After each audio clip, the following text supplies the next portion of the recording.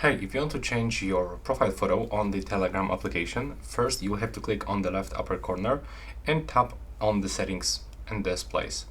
Then from here, select to set a profile photo.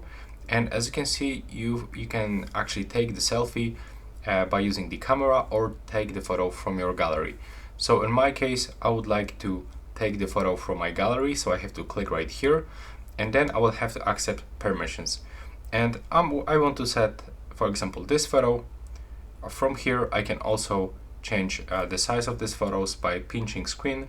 So I can, for example, zoom in or zoom out. When I go right here on these buttons, I can easily rotate my picture, change the side.